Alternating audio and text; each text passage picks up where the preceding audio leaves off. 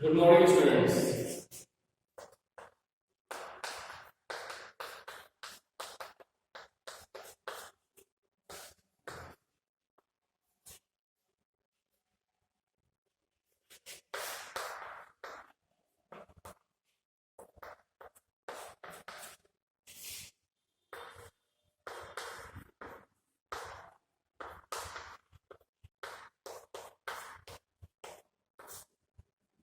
भारत के भूगोल में हम लोग बात कर रहे थे। भारत के बारे में हमने डिस्कस किया है पिछली क्लासेस के अंदर, और आज इस क्लास के अंदर हम लोग बात करेंगे एक ऐसे टॉपिक के बारे में जो टॉपिक ना केवल बड़े क्वेश्चंस के लिए इम्पोर्टेंट है, बल्कि वो टॉपिक हमारे सिलेबस के अकॉर्डिंग, एग्जाम के अकॉर्डिंग उसका बहुत ही महत्वपूर्ण पार्ट है, जिसमें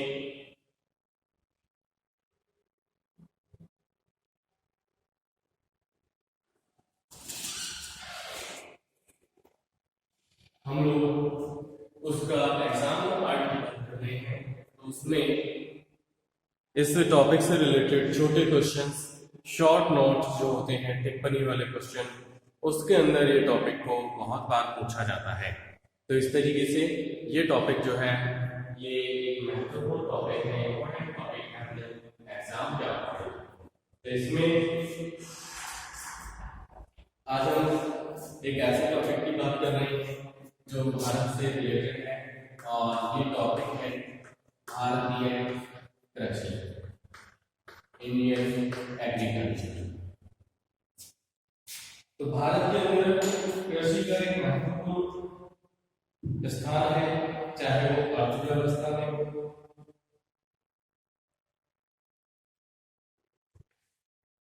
तो भारतीय अर्थव्यवस्था के अंदर भी कृषि का एक महत्वपूर्ण पार्ट इसके अंदर आता है। और पूरे देश की लगभग हम कह सकते हैं कि 60% जनसंख्या जो है वो कृषि कार्यों में लगी हुई है पूरे देश की। तो इस तरीके से भारत की जो कृषि का पार्ट है वो शुरुआत के समय में, यानी कि 1951 में भारत की कुल जीडीपी जो है उसमें सकल राष्ट्रीय जो प्रोडक्शन होता है उसके अंदर 1951 में इसका पार्ट लगभग 60% तक होता था एग्रीकल्चर का, जिसमें समय के साथ साथ धीरे धीरे परिवर्तन होता गया। और वर्तमान समय के अंदर यदि हम कहें 2009-10 की बात करें तो 2010 के अंदर इस सकल राष्ट्रीय उत्पादन के अंदर कृषि का जो पार्ट था वो केवल और केवल 14% की मात्रा पर ही रह गया है। लेकिन इसके बाद भी कृषि का जो पार्ट है वो एक महत्वपूर्ण पार्ट है पूरे देश के अंदर।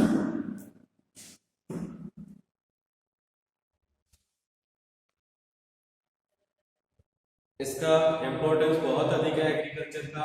क्यों? क्योंकि देश के अंदर लगभग 58% रोजगार का जो स्रोत है वो केवल कृषि से संबंधित है।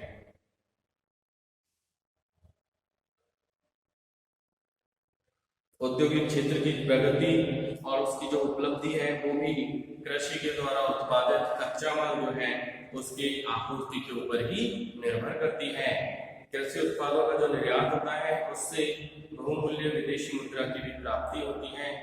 2009-10 के निर्यात के समय में कृषि और सहायक क्षेत्र यानी कि अलाइड जो सेक्टर्स हैं इनका अनुदान यानी कि सकल घरेलू उत्पाद का अनुदान भी लगभग 15% की मात्रा पर ही था।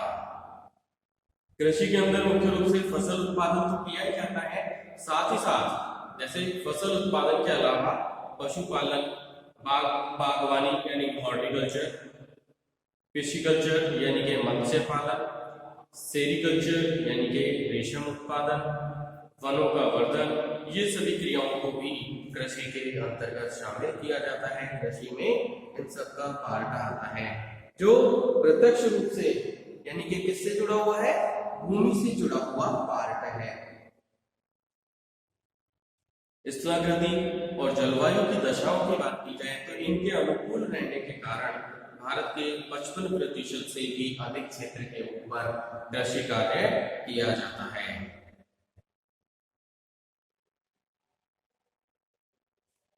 जो पूरे विश्व के औसत की यदि बात की जाए तो उसका केवल और केवल 11% भाग 11% भाग ही भारत के अंतर्गत आता है।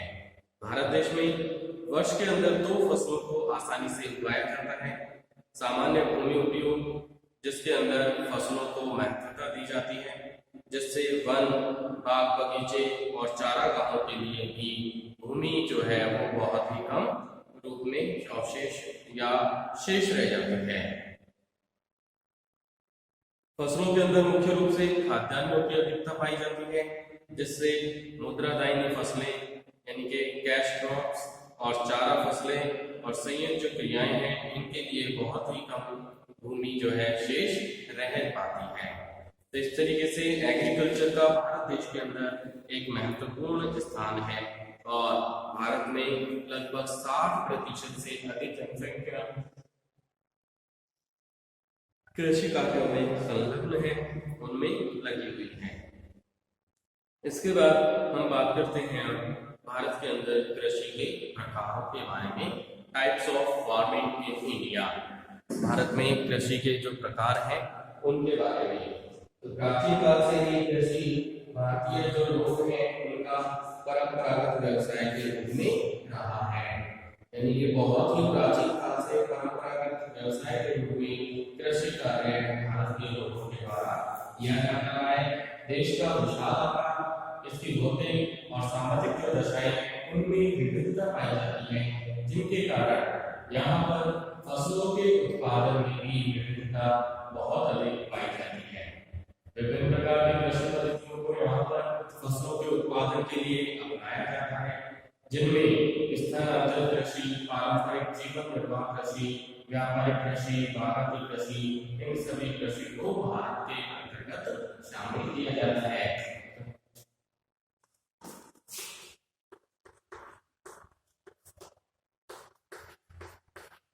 Types of farming. तो सबसे पहले हम बात करते हैं शिफ्टिंग कल्चर एग्रीकल्चर के बारे में, स्थानांतरित कृषि के बारे में।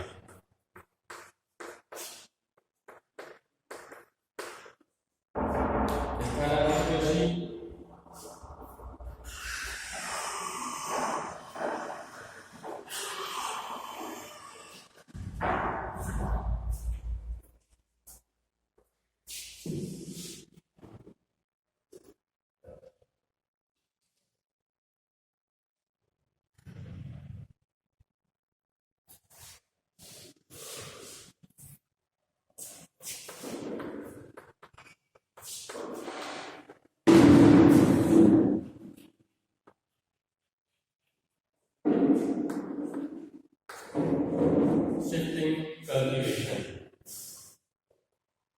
नाम से स्पष्ट है कि स्थानांतरित कृषि क्या होती है। तो भारत के जो पूर्वी राज्य हैं, यानी कि नॉर्थ ईस्ट जो है, जिसमें असम, मणिपुर, मिजोरम, त्रिपुरा,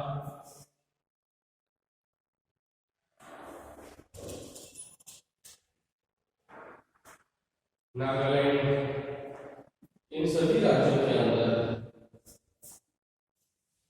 मेघालय, त्रिपुरा, मिजोरम, अरुणाचल और उसके बाद में कुछ अन्य राज्य हैं, जिनमें उड़ीसा, मध्य प्रदेश, छत्तीसगढ़, झारखंड और आंध्र प्रदेश के पूर्वी क्षेत्र के अंदर जनजातियों के द्वारा मुख्य रूप से स्थानांतरित कृषि की जाती है।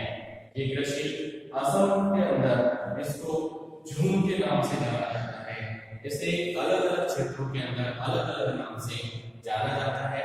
जैसे इस कृषि पद्धति को असम में झूमिंग कृषि या झूम कृषि के नाम से इसे जाना जाता है। झूमिंग भी बोला जाता है इसको। केरल में इसको ओनम,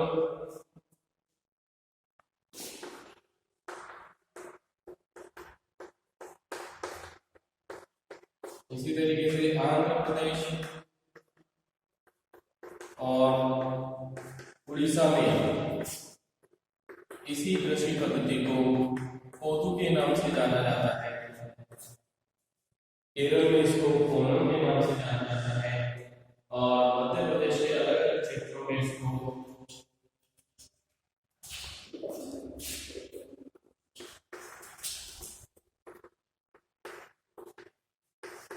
मध्य प्रदेश के इस स्थानांतरित कृषि को अलग अलग नाम से जाना जाता है, जिसमें बीवार, मशाल, पेंडा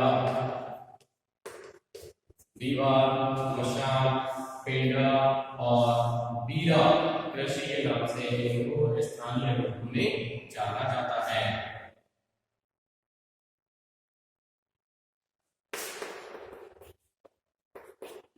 अलग अलग क्षेत्रों में इसको, जैसे राजस्थान में भी कुछ जनजातियों के द्वारा स्थानांतरित कृषि की जाती है, जहाँ दजिया, चिमाता, बालरा के नाम से इनको जाना जाता है।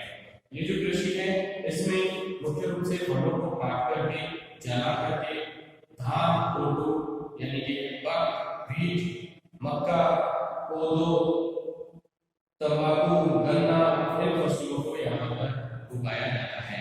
इसमें फलों को काट करके जलाया जाता है, इसलिए इस कृषि को, स्थानांतरित कृषि को स्लैश एंड बर्न कृषि यानी कि काटो और जलाओ कृषि के नाम से भी जाना जाता है। 2-3 वर्ष बाद में इस मिट्टी की जब उर्वरता, फर्टिलिटी कम हो जाती है और तो इस पुराने खेत को इन जनजातियों के द्वारा छोड़ दिया जाता है और ये लोग दूसरे वन क्षेत्रों में जाकर के नए खेत का निर्माण करते हैं। वहां पर भी इसी पद्धति से ये लोग कृषि कार्य करते हैं। देश के पूरे क्षेत्रफल के लगभग 35 लाख हेक्टेयर भूमि से अधिक क्षेत्र के ऊपर स्थानांतरित कृषि प्रचलित रूप में है। इससे वनों और पर्यावरण को बहुत अधिक खतरा होता है, जिससे मृदा अपरदन में लगातार वृद्धि होती जा रही है, वनों की संख्या में लगातार कमी होती जा रही है। इस तरीके से ये कृषि उतनी अधिक उपयोगी नहीं है, इससे अन्य तत्वों के ऊपर बहुत अधिक मात्रा में प्रभाव पड़ रहा है। इसके बाद बात आती है दूसरी कृषि के बारे में, जिसका नाम है सब्सिस्टेंस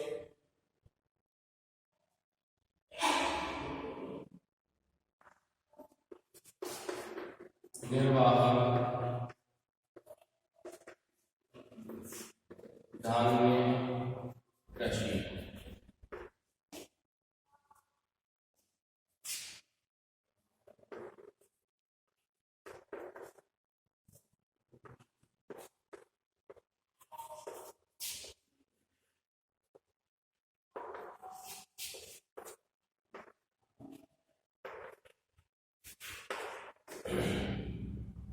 सब्सिस्टेंट ग्रेन फार्मिंग यानी कि निर्वाह धान्य कृषि के रूप में। तो ये जो पारंपरिक कृषि है इसका प्रचलन भारत में बहुत ही प्राचीन काल से और बहुत ही बड़ी भूमि के भाग के ऊपर इस कृषि का प्रचलन होता रहा है, जिसमें पुरानी तकनीकी और उपकरणों से छोटे भूजुर्ग जो है उनके ऊपर खाद्य फसलों का उत्पादन यहाँ पर किया जाता है। इस कृषि के अंदर निर्यात के लिए बचत बहुत ही कम मात्रा में हो पाती है और इसमें कृषि उत्पादन भी बहुत कम होता है। किसान वर्ग जो है उनमें निर्धनता, लोन की उनके अंदर चुकाने की क्षमता नहीं होना और निम्न जीवन स्तर इनके रूप में इन क्षेत्रों के अंदर मुख्य रूप से देखी जा सकती है।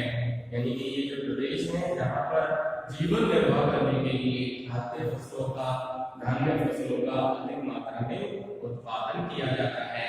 तो इस तरीके से यहाँ पर कृषि का जो मुख्य उद्देश्य है वो केवल और केवल भोजन की आपूर्ति के लिए यहाँ पर फसलों का अधिक मात्रा में उत्पादन किया जाता है। इसके बाद नेक्स्ट कृषि आती है व्यापारिक धान्य कृषि के रूप में।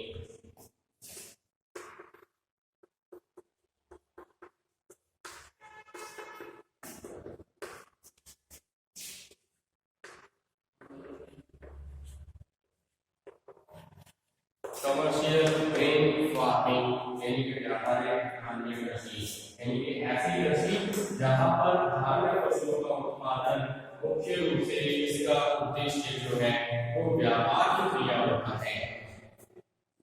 तो पंजाब, हरियाणा और उत्तर प्रदेश के पश्चिमी भाग के अंदर सुनिश्चित रूप से जो सिंचाई की सुविधा वाले क्षेत्र हैं वहां पर इस कृषि पद्धति की शुरुआत हुई है। यानी कि पंजाब, हरियाणा, पश्चिमी यूपी, उत्तर प्रदेश का जो क्षेत्र है वहां पर सिंचित क्षेत्रों के अंदर जहां सिंचाई की सुविधा आसानी से प्राप्त होती है उन क्षेत्रों के अंदर मुख्य रूप से इस व्यापारिक धान्य कृषि की शुरुआत हुई है। सबसे पहले पारंपरिक जो निर्वाहक कृषि का स्थान है वो धीरे धीरे यानी कि जिन क्षेत्रों में जीवन निर्वाह के लिए फसलों का उत्पादन किया जाता था उन क्षेत्रों के अंदर अब धीरे धीरे व्यापारिक धान्य कृषि का प्रचलन लगातार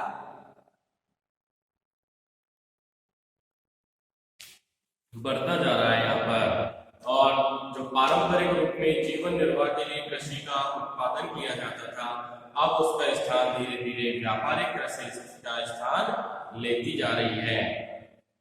इसमें कृषि की नई तकनीक, सिंचाई सुविधाओं, उन्नत बीजों, रासायनिक उर्वरकों, कीटनाशकों और नए कृषि उपकरणों का अधिक से अधिक मात्रा में उपयोग किया जाता है, जिसमें पूंजी की अधिक मात्रा में आवश्यकता इसमें बढ़ती है। इसलिए इसी कृषि को यानी कि जहाँ पे कृषि फसलों के उत्पादन का जो मुख्य उद्देश्य है वो केवल और केवल क्या है, व्यापार करना है। तो इसलिए यहाँ पर इस कृषि पद्धति में व्यापार जिसका मुख्य उद्देश्य है, यहाँ इसके अंदर मुख्य रूप से व्यापार की कृषि के लिए यहाँ पर विभिन्न प्रकार के मशीन, उपकरण, तकनीकी का उपयोग किया जाता है जिसमें पूंजी की अधिक मात्रा में आवश्यकता पड़ती है। क्यों? क्योंकि विभिन्न प्रकार की मशीनों के द्वारा यहाँ पर फसलों का उत्पादन किया जाता है, उत्तम किस्म के बीजों का उपयोग किया जाता है। तो इस तरीके से यहाँ पर अन्य सभी कार्यों के लिए अधिक मात्रा में पूंजी की आवश्यकता पड़ती है। पूंजी की अधिक आवश्यकता इस कृषि फसल के अंतर्गत पड़ती है, इसलिए इस कृषि को पूंजी वाली कृषि के नाम से यानी कि कैपिटलिस्टिक फार्मिंग के नाम से भी इस कृषि को जाना जाता है। बिक्री और लाभ की प्राप्ति के लिए गेहूं, मक्का, चावल, गन्ना ऐसी फसलों का यहाँ पर अधिक से अधिक मात्रा के अंदर इनका उत्पादन किया जाता है। गेहूं की खेती से प्रारंभ जो हरित क्रांति है उसने इस कृषि को एक नई दिशा दी है, जिससे भारत खाद्यान्न फसलों के उत्पादन में आत्मनिर्भर को प्राप्त कर सका है। भारत की जो महत्वपूर्ण फसलें हैं जिनके उत्पादन में वृद्धि से भारत आत्मनिर्भर हो सका है, जिसमें मुख्य रूप से गेहूं की फसल का सर्वाधिक मात्रा में महत्व है। तो ये थी बात व्यापारिक धान्य कृषि के रूप में। इसके बाद नेक्स्ट कृषि है बागाती कृषि, प्लांटेशन फार्मिंग।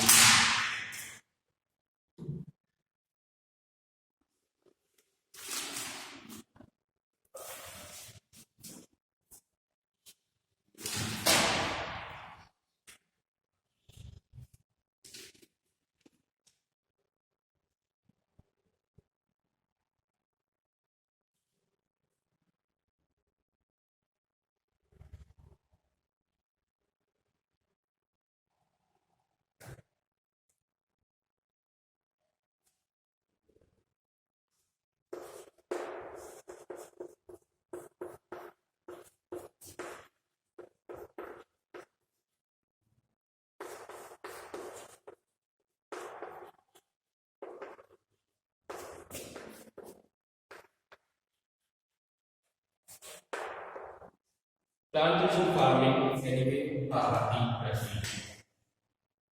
भारत के अंदर इस कृषि पद्धति का भी अधिक मात्रा में प्रचलन है।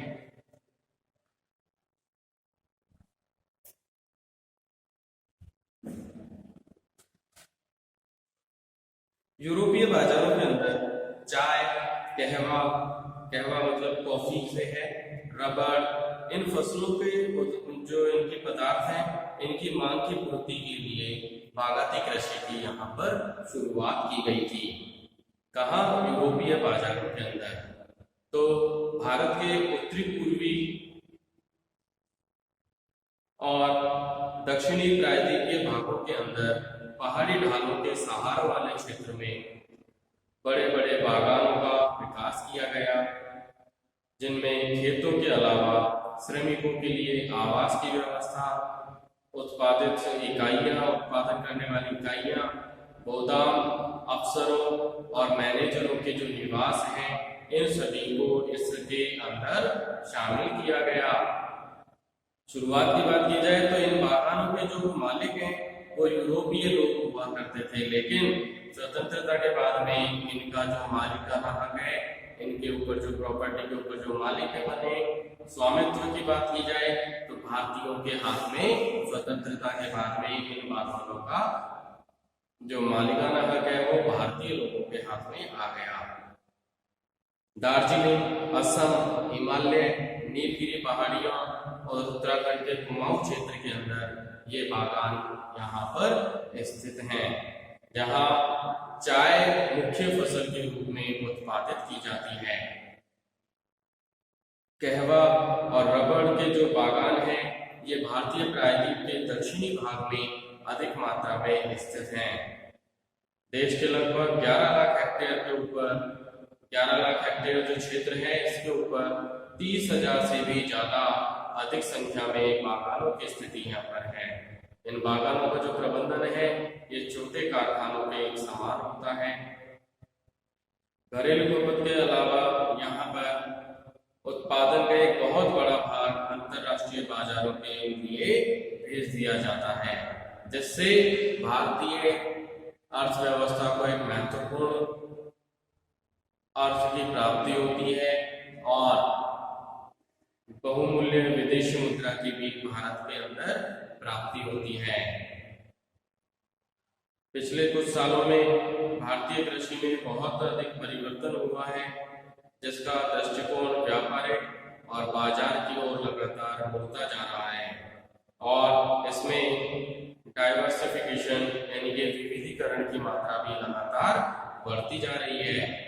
नकदी फसल, बागवानी, उद्यान कृषि, सब्जियों की खेती, पशुपालन, इन सब के ऊपर भारत में अधिक से अधिक मात्रा में ध्यान दिया जा रहा है। मत्स्य पालन, रेशम का उत्पादन, शहद का उत्पादन, मुर्गी पालन, ये सभी कृषि के नए भाग धीरे धीरे बनते जा रहे हैं। तो इस तरीके से भारत में जो कृषि के प्रकार हैं वो मुख्य रूप से 4 हैं, जिनमें धीरे धीरे समय के अनुसार लगातार परिवर्तन होता जा रहा है। मुख्य रूप से जो कृषि के प्रकार हैं उसमें स्थानांतरित कृषि, निर्वाह करने के लिए धान्य फसलों के उत्पादन से संबंधित कृषि, व्यापार की क्रिया के लिए व्यापारिक धान्य कृषि, और कुछ फसलें ऐसी हैं जिनका उत्पादन बागानों के रूप में किया जाता है, उसके लिए भारत में बागाती कृषि को विकसित किया गया है। तो ये बात थी भारत में कृषि के प्रकारों के बारे में। इसके बाद हम बात करते हैं भारत में जो कृषि है इसकी विशेषताओं के बारे में।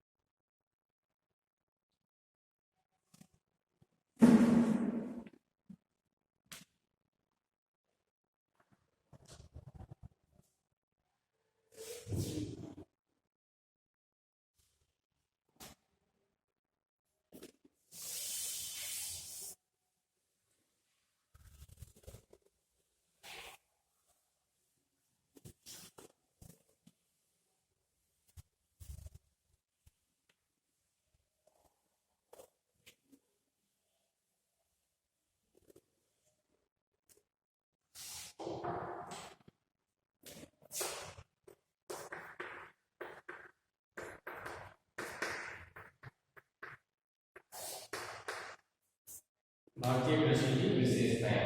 कृषि जो है भारत का एक प्राचीन व्यवसाय के रूप में है। विश्व के कृषि प्रधान देशों के अंदर भारत की तुलना की जाती है। मानव सभ्यता की शुरुआत इस भूमि की विश्व के कुछ भागों में कृषि को विकसित किया गया था। भारत उनमें से एक महत्वपूर्ण देश के रूप में है। वर्तमान समय के अंदर कृषि का आधुनिकीकरण और वैज्ञानिकरण होता जा रहा है, लेकिन भारतीय कृषि अभी भी परंपरागत कृषि के रूप में ही विकसित है। तो भारतीय कृषि की विशेषताओं की बात की जाए तो सबसे पहले बात आती है जनसंख्या की निर्भरता के रूप में।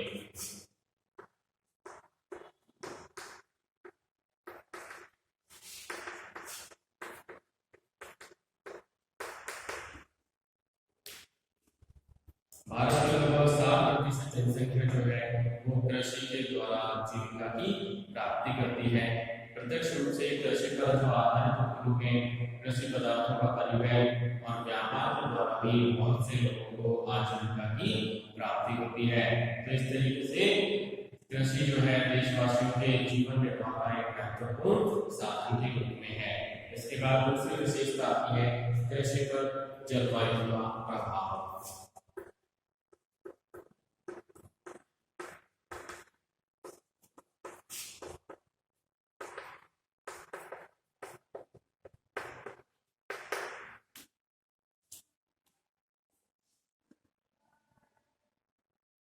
भारत की जलवायु पूरे वर्ष भर उत्पादन के लिए अनुकूल बनी रहती है।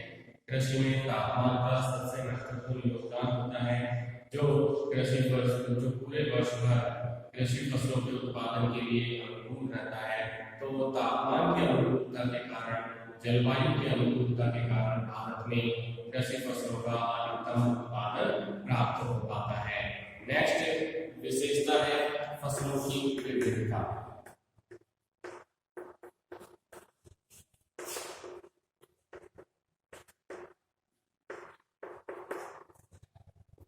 फसलों की विविधता के रूप में तो भारत में जो जलवायु की विविधता होती है, अलग अलग क्षेत्रों के अंदर फसल जलवायु में अंतर पाया जाता है। तो उसी के आधार पर देश में फसलों का जो उत्पादन है उसमें भी विविधता पाई जाती है, जिसके कारण उष्ण, उपोष्ण और शीतोष्ण कटिबंधीय सभी प्रकार की फसलों का भारत देश में उत्पादन किया जाता है।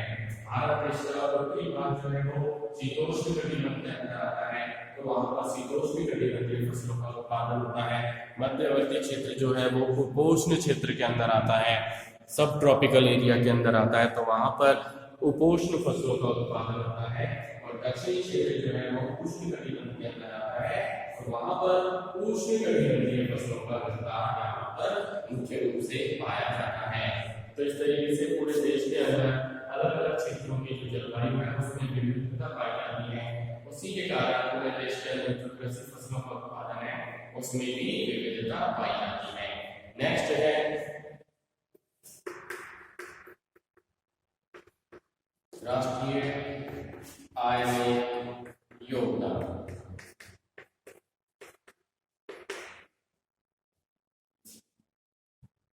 Help in national income. तो देश की कुल आय का लगभग 15% भाग जो है वो मुख्य रूप से कृषि फसलों के द्वारा उत्पादन किया जाता है, और विदेशों में कुछ फसलों को निर्यात किया जाता है, उससे भी देश की राष्ट्रीय आय में वृद्धि होती है। इसके बाद नेक्स्ट विशेषता है खाद्यान्नों की प्रधानता।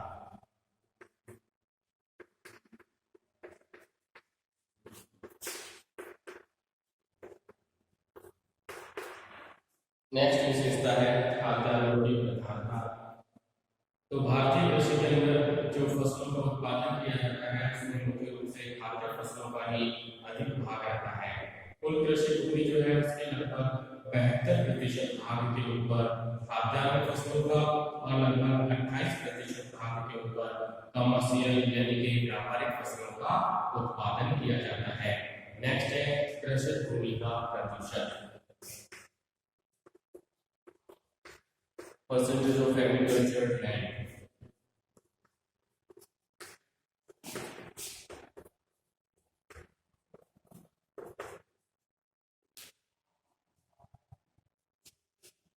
देश के लगभग 47% क्षेत्र के ऊपर कृषि कार्य किया जाता है, और कृषि भूमि का 1% है। विश्व के अनेक देशों जैसे रूस की बात करें तो वहाँ केवल लगभग 11%, अमेरिका में 16% से अधिक, कनाडा में 4% से अधिक, जापान में लगभग 15%, चीन में लगभग 12%, और विकासशील देशों जैसे म्यांमार इनमें 24% की तुलना में ही बहुत अधिक भारत के अंदर इनका कृषि फसलों का भूमि का जो प्रतिशत है वो बहुत अधिक मात्रा में पाया जाता है। इसके बाद नेक्स्ट विशेषता है इरिगेटेड लैंड के रूप में, यानी कि सिंचित भूमि के रूप में।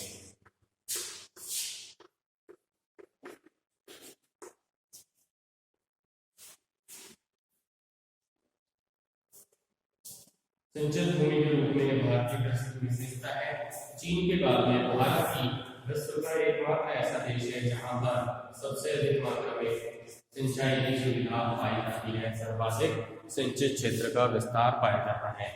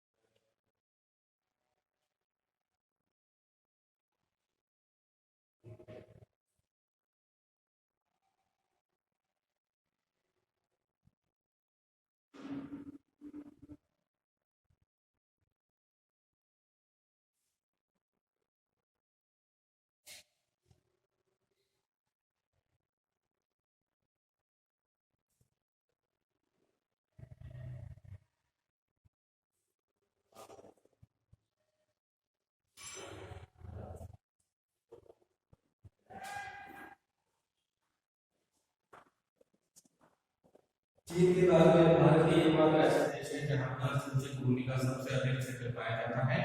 देश की लगभग 40% जो कृषि भूमि है इसके ऊपर सिंचाई की जाती है, और 60% क्षेत्र के ऊपर जो कृषि की जाती है वो मुख्य रूप से वर्षा पर निर्भर करती है। तो इस तरीके से देश की कृषि की एक महत्वपूर्ण विशेषता के रूप में सिंचित भूमि का पाया जाएगा। नेक्स्ट इसके बाद रबी, खरीफ और जायद फसलें।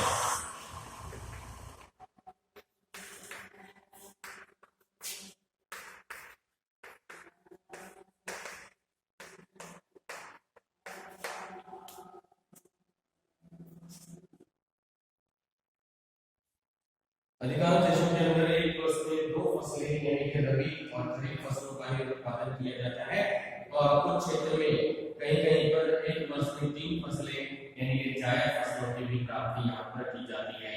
रबी फसलों के अंदर मुख्य रूप से गेहूं, चना, जौ, सरसों, अलसी ऐसी फसलों का उत्पादन किया जाता है, जबकि खरीफ फसलों में जो धान, ज्वार, बाजरा, मक्का, कपास, तेल, मूंगफली ऐसी फसलों का, और जायद फसलों में मुख्य रूप से फल और सब्जियों का यहाँ पर उत्पादन किया जाता है।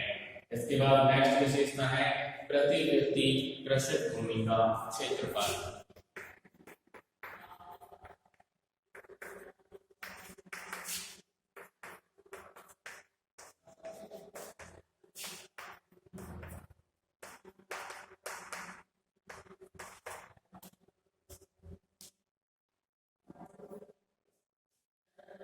जनसंख्या की अत्यधिक वृद्धि के कारण भारत में